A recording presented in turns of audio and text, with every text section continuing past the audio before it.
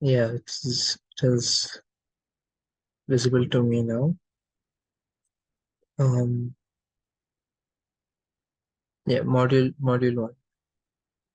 That is where we have network models, OSI and TCP/IP, and questions on communications. Um, okay.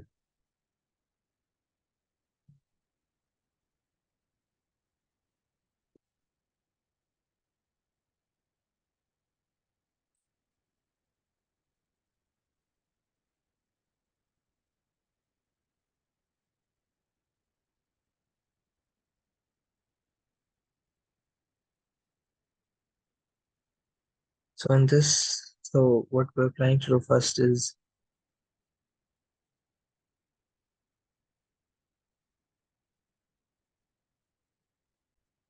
yes, the overview of this model. We so now we have um, 6 sessions left, and we have this module and the sixth module and the seventh module. So the schedule says 3 hours for this one, and then two, and then one, and then we'll be having six. Okay, so let's look at this module today, and I'm going this session is going to be a quick overview of the module, and if there's any time left after we do that, we can discuss some exercises from the reader. Okay, so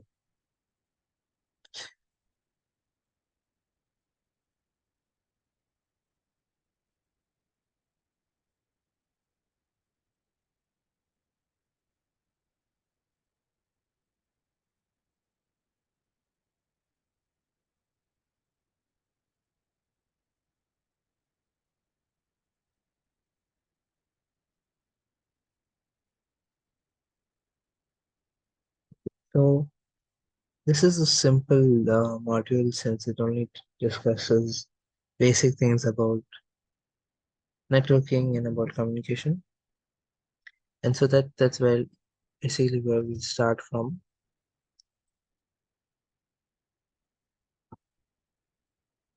of what a network is. And a bit network is basically a communication link, like we've seen in all the other sessions before. And when you have a network, when you have a link that is connecting two nodes, you need to have parameters that will measure how good that link is doing. So you have things like performance and how reliable performance and how reliable that network is, performance, and how secure that link is. And that's why we study networking, because we need links between nodes. We need to connect nodes in a way that is efficient and in a way that is secure. And so earlier when they started developing this network model, they came up with something called the communications model. And so what was the communications model? So basically what they were doing is they were trying to get an abstract idea of how a communication system could be made. So what is the most important thing that you need in a communications to to perform any kind of communication? You need some source of communication, or you could say a sender, and you need a receiver. So I'm just going to put S and R. Oops. S and R. You have somebody who wants to send a message, and you want somebody who's going to receive that message. But what do you need in between? We need some sort of a road or some sort of a pathway between sender and receiver, and that's what we call a transmission system, right? So you have a source, a transmission system, and you have a receiver, or a sender, a transmission system, and a receiver. So later on, they took this model a little bit further. So they advanced it a bit, and then they decided, okay, so you're going to have one source. You can't change anything about that, but you're going to have something called a transmitter, and that transmitter is responsible for accepting something from the host and then sending it on the system. So on the receiver side, they said, okay, we're going to have a destination. But before that, so let me write destination here, destination. But before the destination, you need something to receive the messages. And that is what they named as the receiver. RECEIV. Okay. And so this was different from just having just a source and just a receiver. And then in the middle, you needed something called a transmission system. That was the same. And now, let me move this here. So this is a basic idea of what the transmission of the current communication model looks like. It's a 5-part system. And then what happened? And then we learned a little bit more about network. We started studying networks or communication links. And there were several things that they were trying to find out. The first thing they wanted to study is these things, these entities. You have things like source, things like destination. How in our traditional network model, it would look like nodes. You would call it a node. This was the first thing that was being studied in the network was entities, communication entities, things like systems and intersystems and individual systems, all those sort of things. And the second thing they were interested in studying about was this, the system, or how information is transferred from one place to another. So what is the medium that information can go through to get from source to destination? So the second thing they were looking at was communication medium.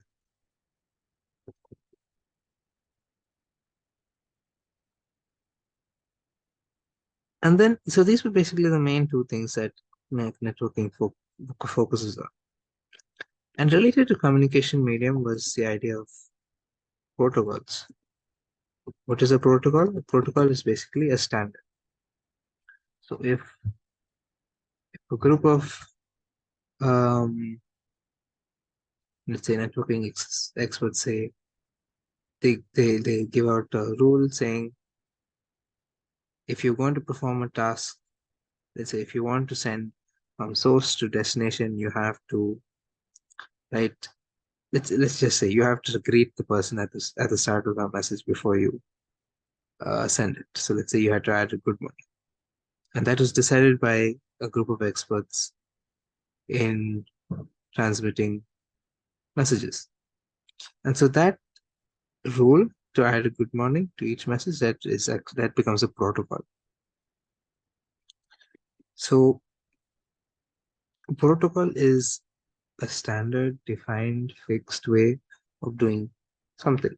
And in this case, it's sending messages from source to destination. Okay.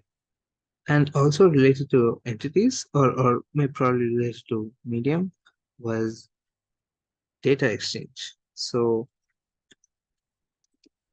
things like uh, bits and bytes, bits per second, how you're going to be transferring binary digits. And so you should know. So it's all, it is still zeros and ones, how we're transferring that, how you store that, all these sort of things. And then they divided communication medium communication medium into two major parts. called analog systems and digital systems. And you would be familiar with analog watches and digital watches. So it's basically one is discrete. Discrete would mean you have specific values that can be taken, where the other is continuous. But and this all had to, and these all had their own sort of rules. These on their own sort of protocols. That was basically a quick overview of the history of networking. Now let's look a little bit about geography.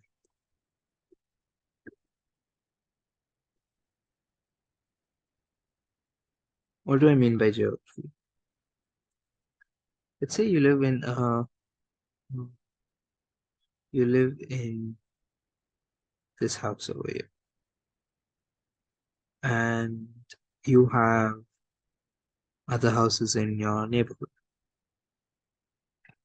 You're going to have multiple devices inside this house, like your laptops, your phones, all sort of things. And so is the other houses. These are probably connected to, maybe you have a Wi-Fi router, or maybe it's all connected via Ethernet. You have some sort of connection between the devices in your house.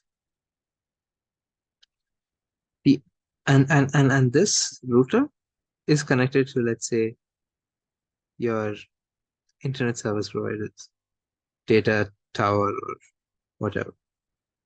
So there's a connection that goes to this.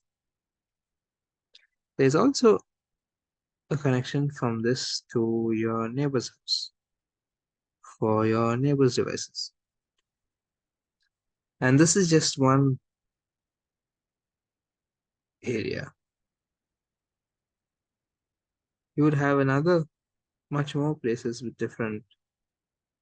their own systems and their own ways of connecting. And so for this, we realized that we couldn't use the same network that we used to connect between cities to use in our own houses. They had to be different. I mean, it would be inefficient if they were all the same. And so we came up with three networks. They were called the local area network, the wide area network, and the metropolitan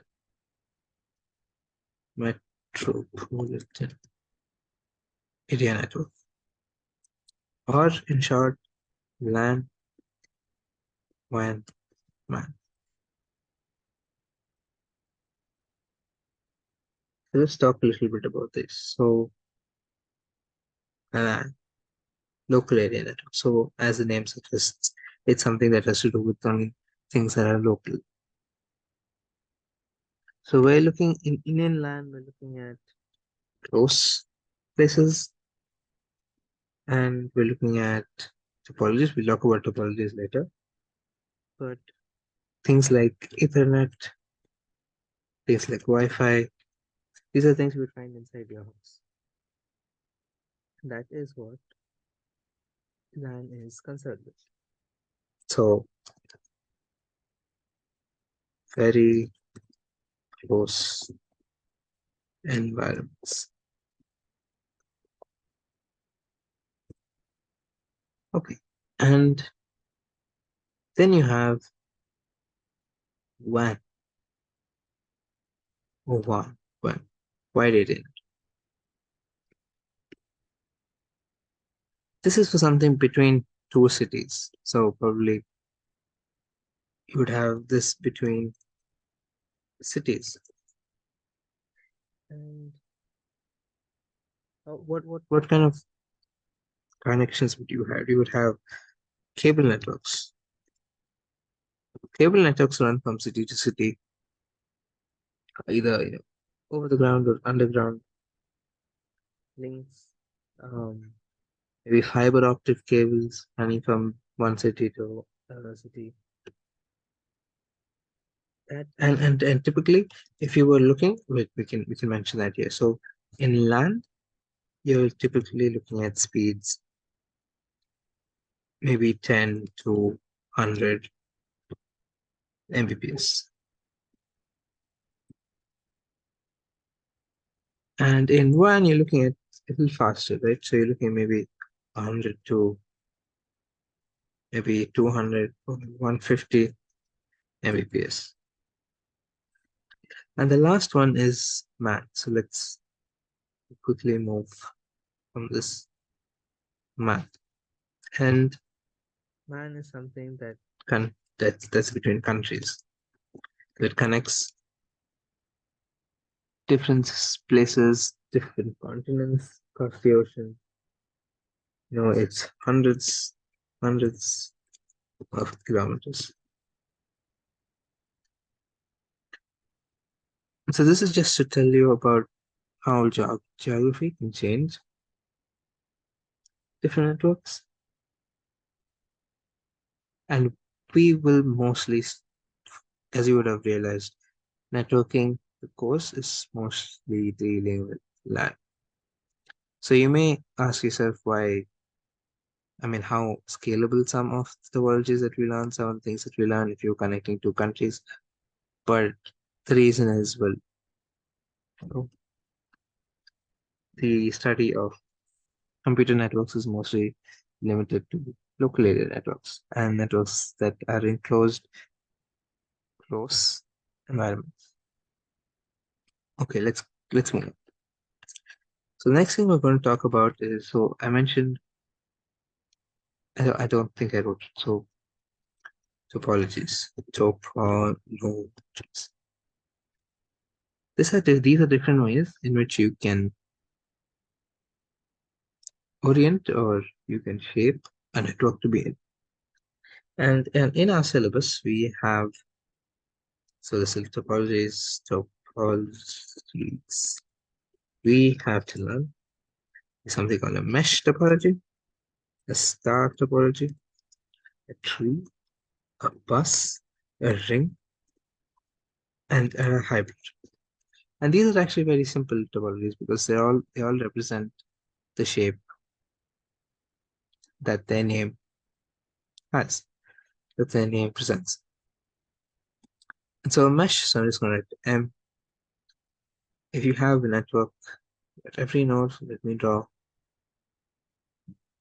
3 nodes, or let me do 4. A mesh, so what's a mesh? So a mesh is like a net. It's a dense net. You have wires running everywhere from top to bottom and everywhere from left to right. And a mesh is similar to that. Every node in the network is connected to every other node. So that's A connecting to all the other nodes. A. And then you have B connecting to all the nodes. That's B. C connected to every node. And D is already connected to everything. This is what a mesh topology looks like. Mesh. The next topology you have is a star. And a star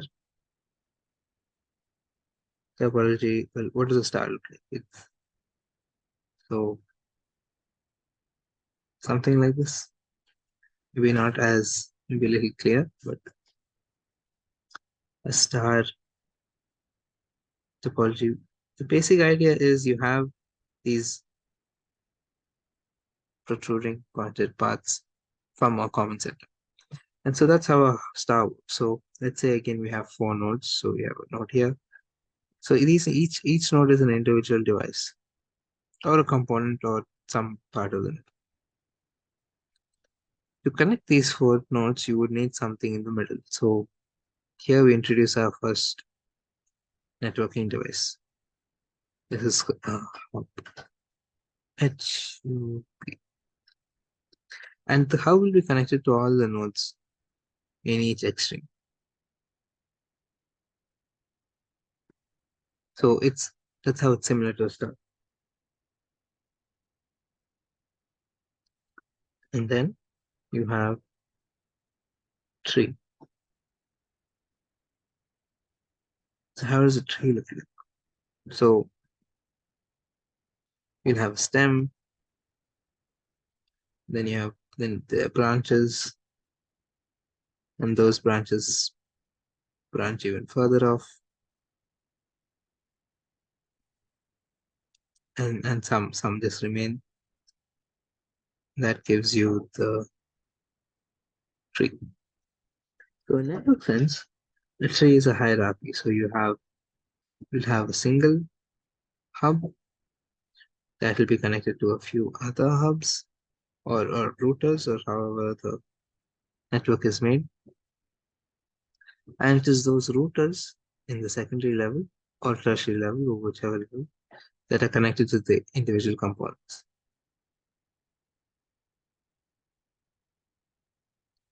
And so when you talk about a tree, it's mostly about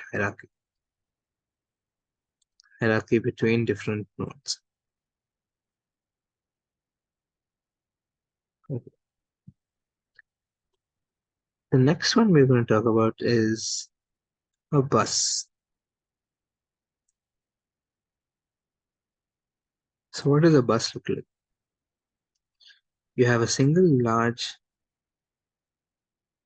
long, elongated vehicle, and then inside that you have all these seats for so many people. So in a network, it's almost the same. So you would have a single long cable, or cable is the wrong word. It's a single long bus.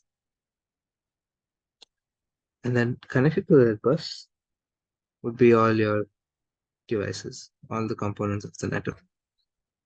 And so every network in the bus has a connection to the bus.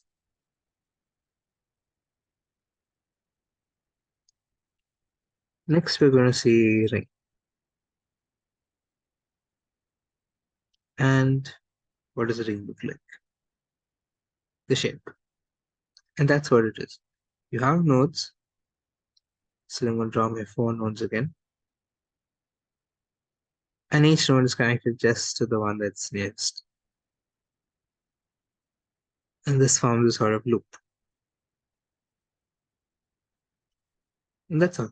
That's a ring. And finally, we have hybrid. So as the name suggests, it's a hybrid of, it's not a pure topology. It's a combination of maybe one or two, three, not one, two or three, two or more topology. So what does this look like? So let's say we combine the bus with the ring. So let's assume this is a ring. That's a bus combined with a ring. So let's use those all rings. Maybe you could even have a star and so star and a mesh. So let's say let's have a mesh here. So I'm just drawing the shape of the one that we had got. We have three, and there's some hub in the middle, and each mesh network is connected to the hub. That's another example of a hybrid.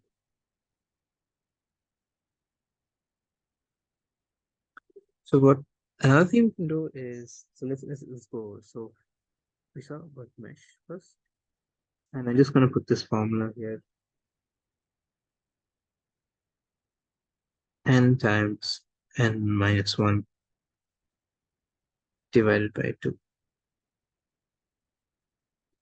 And what that is actually the number of connections. Number of connections. And what is n? Number of nodes. So if you're given a number of nodes, you can find out how many connections of their own network. You'll be able to do this otherwise if you used permutations, but this is just a direct form. What would happen if one of these nodes went down? Would this affect the whole network? Let's say A went down. Would B and would B and D still be able to communicate? Yes. What about in star? If one of these net nodes was down, if A went down, would B still be able to communicate with others? Yes, because B is not related to A. It has nothing to do with A. But what if the hub goes down? Once you lose the hub in a star, all the nodes lose all their connections,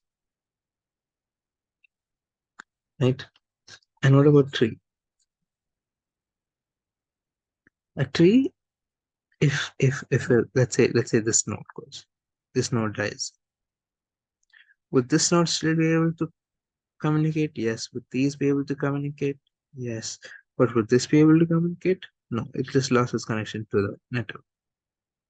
So it depends on how deep into the hierarchy the node that failed is, and depending on that, other nodes may not be able to share, may not be able to communicate. What about in bus? Now each individual node in a bus can fail without affecting any of these. The only problem is if the bus fails. If your bus fails, the whole network will shut down because every network is dependent on that bus for transferring data. And a ring, let's say, let me give names again. You have let's say this is C, and let's suppose that A goes down. You may think that C will still be able to communicate since it's not connected to it. But the thing is, this closed loop, it actually forms a circuit, and once you break that circuit, you no longer will be able to communicate. So this is a break in the loop. So the C will also fail. So again, that's why another reason why ring is bad, because if one node goes down, nothing is able to communicate. And so when we saw this, we saw how each one has their own problem. Nothing is completely reliable. And so that's why we chose a hybrid method. The only one that was reliable was the mesh, because if anyone went down, it will not affect any of the others. But mesh costs a lot of money because you need to have so many connections. And so that's why the hybrid is the best approach to a topology. But of course, it depends completely on the scenario, the application, what type of network you're connecting, and based on that, you'll be able to make proper decision about what network topology needs to be taken.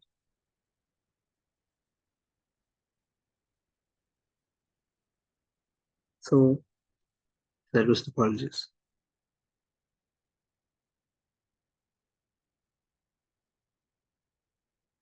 The next thing which I'm going to talk about is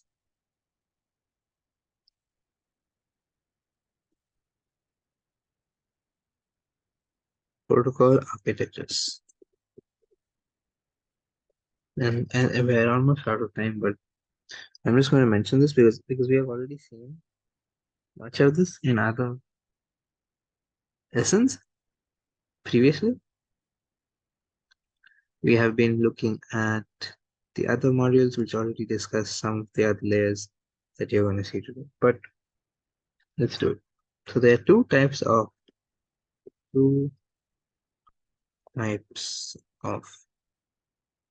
protocol architecture. There are two protocols for network architecture.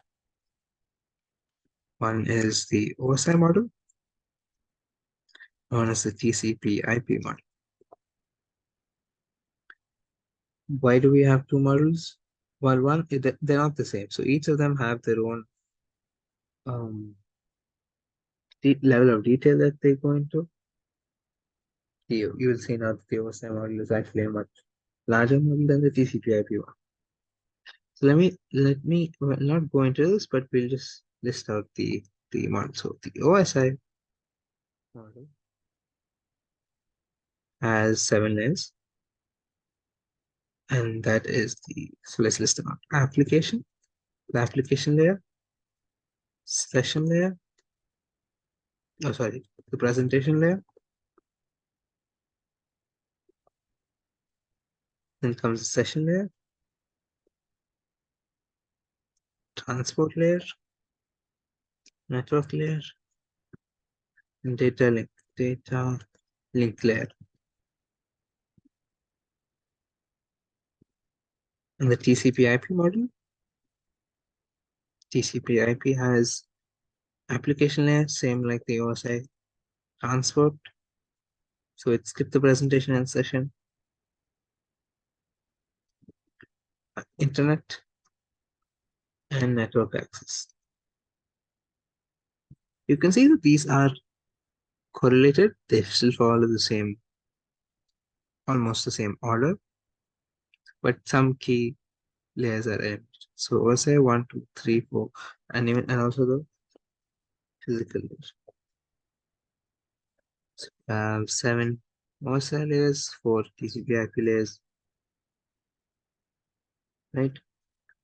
And they still do follow the almost the same structure, but they're not the same in number of layers.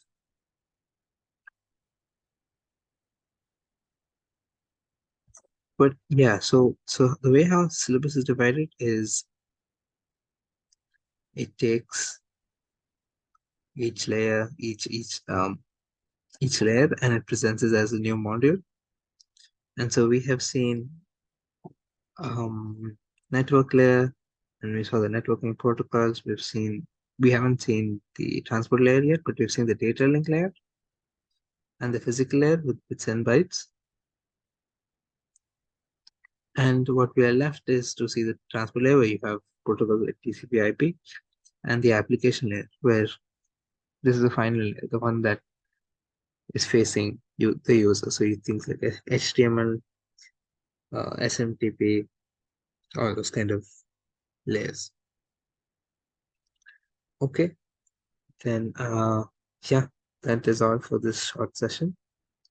So in the next class, what we're planning to do is take a routine quiz. So it's going to be a lot of questions on topologies and this OSI layer, OSI and TCP/IP layers, and that link should be open tomorrow. We can then, and then after that we'll have a session on so let me so next we'll have a quiz, and then we're going to be discussing the quiz, discussing the answers to that quiz, discussion, answers, and then the session after that we're going to solve the questions in the textbook. So questions in the text. And in this layer, it's in this first module, there are a lot of theoretical questions. But if we find questions from other modules that involve, if I find questions from other modules that involve knowledge from the first module, then we can solve that also.